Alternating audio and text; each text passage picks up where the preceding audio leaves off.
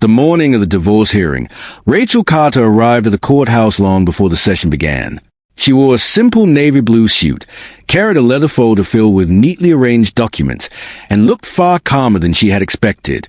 Across the hallway, Ethan Carter entered with the confidence of a man convinced the outcome was already guaranteed. His expensive suit, relaxed smile, and casual greetings to his attorney suggested he believed the courtroom was merely the final step in claiming the future he had already planned. As Ethan walked past Rachel, he slowed for a moment and quietly said, "When this is over, you'll walk away with nothing." A woman seated behind him, the same woman Rachel had learned about months earlier, laughed softly and added, "She never earned any of it anyway."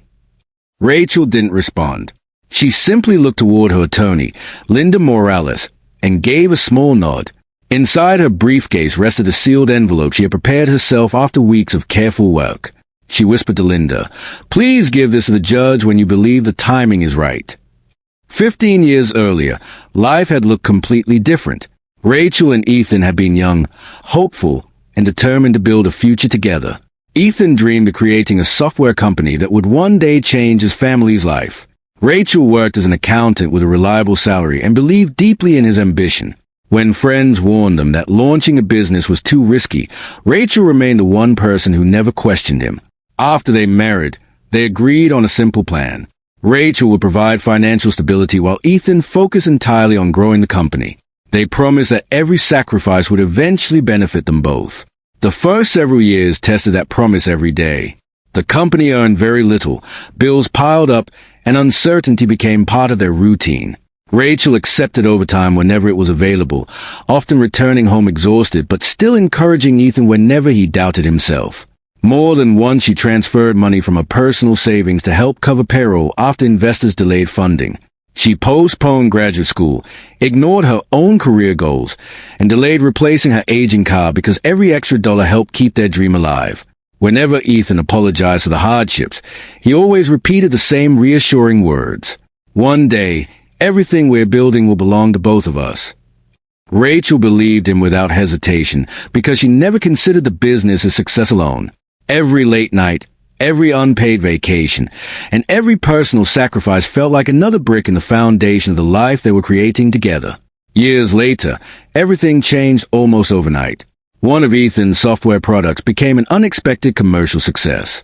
The business expanded rapidly, attracting investors, media attention, and industry recognition.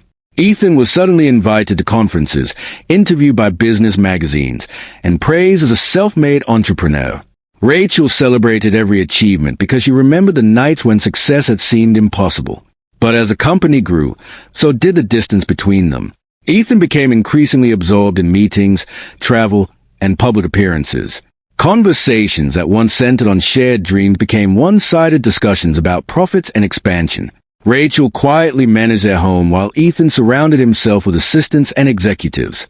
When she finally mentioned returning to graduate school, hoping it was now her turn to pursue the dream she had postponed, Ethan barely looked away from his phone before replying, "I don't think that's necessary anymore." The answer hurt more than she expected. It wasn't just the words. It was the realization that somewhere along the journey, the partnership they had promised each other had slowly disappeared. Rachel began wondering whether the future they had built together still included her at all. Rachel tried to convince herself that Ethan was simply overwhelmed by success, but the small changes gradually formed a pattern she could no longer ignore. Business trips became more frequent, late-night phone calls were taken outside, and weekends they once spent together disappeared into meetings that always seemed to run longer than expected.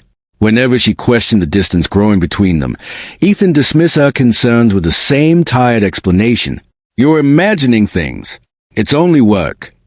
One afternoon, while organizing financial records to their accountant, Rachel noticed hotel reservations that didn't match any business conference listed on Ethan's calendar. Instead of confronting him immediately, she quietly paid close attention. Deleted messages, new passwords, and secretive conversations slowly confirmed what her instincts had already begun to suspect. Then, by chance, she overheard Ethan speaking on the phone in his home office. He believed she had already left the house. "I'll handle the divorce soon," he said calmly. "I just need everything arranged first." The words echoed through the hallway. Rachel stood frozen, realizing that her marriage had apparently ended long before anyone had spoken about it openly.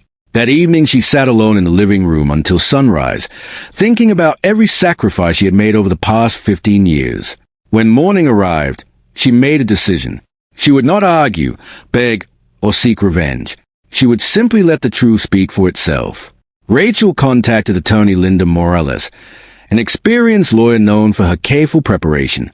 During their first meeting, Linda reviewed the documents Rachel had brought and looked genuinely surprised. "You've kept records of all this?" she asked. Rachel nodded. "I've always believed that facts are easier to trust than memories." Inside several organized folders were bank statements, tax returns, loan agreements, payroll transfers, emails, and financial records covering nearly every important moment of their marriage. Together, they built a detailed timeline showing exactly how Rachel's income and personal savings had supported both the household and Ethan's struggling business during its earliest years. Meanwhile, Ethan confidently hired one of the city's most respected legal teams. Mutual friends quietly passed along comments they had heard from him. According to them, he insisted the company belonged entirely to him and claimed Rachel had contributed nothing meaningful to its success. Rachel never responded to the rumors. She knew arguments would accomplish little when evidence already existed. On the morning of the hearing, both sides presented their opening statements. Ethan's attorney argued that the business had been created solely through Ethan's talent and leadership. Rachel listened without interruption. When it was Linda's turn, she calmly handed the judge the sealed envelope Rachel had prepared. Inside was not an emotional letter or a personal attack. It was a carefully organized summary supported by financial records, emails, and dated documents. The courtroom became silent as the judge slowly reviewed the pages. The timeline showed how Rachel had transferred thousands of dollars from her personal savings to keep payroll running during difficult months. It documented years of mortgage payments, insurance costs, household expenses, and business-related bills that Rachel had covered while Ethan devoted himself full-time to the company. Several emails written by Ethan himself thanked Rachel for believing in him and promised that everything they were building would belong to both of them. The judge compared those records with the financial statements already submitted to the court. After several minutes, he looked directly at Ethan. "These documents appear to contradict portions of your earlier testimony," he said evenly. For the first time that day, Ethan's confidence disappeared. The court ordered an independent financial review before making any final decision regarding the division of assets. Over the following weeks, accountants carefully examined bank records, corporate filings, tax documents, and years of financial history. Every figure supported Rachel's timeline. When the hearing resumed, the judge announced that the evidence clearly established Rachel's substantial financial contributions during the company's most difficult years. The marital assets would therefore be divided according to the verified financial record and the applicable law. The decision wasn't based on sympathy. It wasn't punishment or revenge. It was simply the result of carefully documented facts. As everyone prepared to leave the courtroom, Ethan remained seated. After his attorney stepped outside, he quietly called Rachel's name. "I convinced myself I did everything alone," he admitted. "The truth is, I couldn't have built any of it without you." Rachel looked at him for a long moment before answering. "I never supported you because I wanted recognition," she said softly. "I did it because I believed we were building a life together." Ethan lowered his eyes, understanding that some mistakes cannot be undone simply by admitting them. A few months later, the divorce was finalized with a fair settlement. Rather than focusing on the past, Rachel finally invested in the dream she had postponed for years.